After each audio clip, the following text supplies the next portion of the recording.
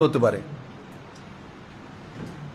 কিন্তু ত্রিপুরা রাজ্য আর ত্রিপুরা রাজ্যের মানুষ সবসময় ব্যতিক্রমী কিছু করে। আর তার সবচেয়ে বড় উদাহরণ স্বয়ং বিপ্লব দেব। আমার কোনো পরিচিতি ছিল না, আজ আমাকে মানুষ চেনে, দুনিয়া চেনে। সমস্ত ত্রিপুরার মানুষ, সে মানুষদের মধ্যে সাংবাদিক বন্ধুরা আছে, পলিটিক্যাল পার্সোনালিটি আছে, মা বোনেরা আছে, আম জনতা আছে, সবাই আছে, ভারতীয় জনতা পার্টির কার্যকর্তারাও আছে। একসময় হাস্যকর হিসাবে আমরা পরিচিত হতাম। আমার খেয়াল আছে ত্রিপুরাতে রাজীব বাবু, অমিত বাবু এদের সঙ্গে ঘুরতাম, তো বলতো ত্রিপুরাতে এসব কোনো কিছু হবে না। কিন্তু ত্রিপুরার মানুষ ইতিহাস তৈরি করে 2018-তে পরিবর্তন করেছে। আমি জানি না আমি কোন জন্মে কোনো পুণ্য কাম করেছি, কেন আমাকে ত্রিপুরা মানুষ এত ভালোবাসে। আমি একদিনও ত্রিপুরার মানুষকে কোনোদিন ভুলিনি, আর আমার মৃত্যু পর্যন্ত আমি কোনোদিন ত্রিপুরা মানুষকে ভুলবো না। আর কমিউনিস্ট, কংগ্রেস, অন্যান্য পার্টি যারা আছে, আমি তাদের কাছেও নিবেদন করব, রাজনীতিতে বিরোধী পার্টি হতে পারে, কিন্তু রাজনীতির ঊর্ধ্বে উঠে 2018-তে মানুষ ভোট দিয়েছিল, তার কারণে বিজেপি সরকার 2018-তে প্রতিষ্ঠিত হয়েছে। কমিউনিস্ট পার্টির বড় একটা অংশ বিজেপিকে ভোট দিয়েছিল, অঙ্কগণিত সেটা বলে, নেতৃত্বরা দিয়েছিল, আমাকে উৎসাহ জাগিয়েছিল সত্তাতে থাকার পরও। আমি সেগুলো অনেকের সঙ্গে শেয়ার করতে পারি না। আজকে আমি তার জন্য বলছি, কারণ 2018-এর পরে এখন আবার আমি ত্রিপুরাতে নির্বাচনের সম্মুখীন হতে হচ্ছে। আমি আপনাদের কাছে এসেছি, আমি সাংবাদিক বন্ধুদের মাধ্যমে সারা ত্রিপুরাবাসীর কাছে নিবেদন করব, আপনাদের বিপ্লব যদি ভালো লাগে তো পদ্মফুল চিহ্ন ভোট দিয়ে মাননীয় প্রধানমন্ত্রীকে শক্তিশালী করুন। আমি যতদিন মুখ্যমন্ত্রী ছিলাম, 4 বছর 2 মাস, ভুল ত্রুটি আমার দ্বারা হতে পারে, চেষ্টা করেছি যে ত্রিপুরার মানুষের কল্যাণ হোক, ত্রিপুরার মানুষকে চেনক। তো আর কিছু কাজ বাকি আছে।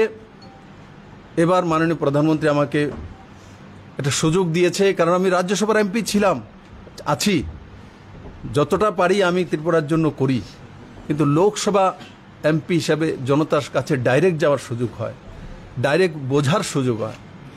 আর আমি নিষ্ঠার সহকারে সেই কাজগুলো করব।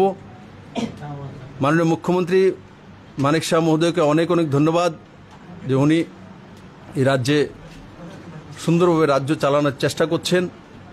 মাননীয় প্রধানমন্ত্রীর নেতৃত্বে ওনার পুরো টিমকে ধন্যবাদ, আর সমস্ত সাংবাদিক বন্ধুদেরকেও ধন্যবাদ। কারণ কি 2016, 17, 15 এই যে সালগুলি ছিল, 18 পর্যন্ত, আর তারপরও আমাকে বড় একটা সাপোর্ট, যেটা আমার স্ট্রেংথ ছিল, এটা ত্রিপুরার সাংবাদিকরা ছিল।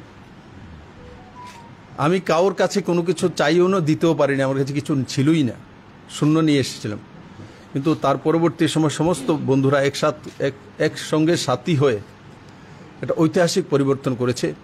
আর আমি আশা করি এই 2024-এর নির্বাচনে আপনাদের মাধ্যমে আমি আপিল করি, এখনও যারা কংগ্রেস, সিপিএমের সঙ্গে সাপোর্টার রয়েছে, আমি আপনাদেরই ছেলে, আমার কাছে আসুন, মোদির সঙ্গে চলুন। ত্রিপুরার ডেভেলপমেন্টের মাপকাঠি মোদির কাছে আছে। আমি মোদিজিকে কাছে থেকে দেখি, কাছে থেকে চিনি ওনাকে, উনি ত্রিপুরাকে ভালোবাসেন। আপনারাও বারবার জিতিয়েছেন, 2 বার ভারতীয় জনতা পার্টি সরকার করেছেন। আর আগামী লোকসভা ইলেকশনে আমি বিশ্বাসের সঙ্গে ত্রিপুরশ্রীর মায়ের এই পূর্ণভূমিতে বলতে পারি, নরেন্দ্র ভাই মোদিকে ভারতবর্ষের মানুষ ত্যাগ করে রেখেছে, ভারতবর্ষের মানুষ, পুরো দুনিয়ার মানুষ ত্যাগ করে রেখেছে যে মোদি 3রি বার আবার ভারতের প্রধানমন্ত্রী হবেন। আমি আবারও আপনাদের সবাইকে অনেক অনেক ধন্যবাদ। অনেকটা সময় আপনাদেরকে বসে থাকতে হয়েছে, এয়ারপোর্ট থেকে আসার সময় আমার দেরি হয়েছে রাস্তাতে। আমি কৃতজ্ঞ সারা ত্রিপুরার মানুষের প্রতি, পার্টির কার্যকর্তার প্রতি, যে এখনও আমাকে যতটা আপনারা 2015, 16, 17, 18, 19, 20 লাগাতার যতটা ভালোবাসা দিয়েছেন, আজও ঠিক ততটাই ভালোবাসা আপনাদের কাছ থেকে আমি পেয়েছি, আগামী দিনগুলিতে পাবো। আর আমি আপনাদের জন্য কাজ করার চেষ্টা করব। মানুষ, ভুল ত্রুটি আমি করতেই পারি, কিন্তু ষড়যন্ত্র করে আমি কোনোদিন কোনো ভুল ত্রুটি করি না, আর ষড়যন্ত্র কোনো কাজ করি না, আগামী দিনগুলো করব না।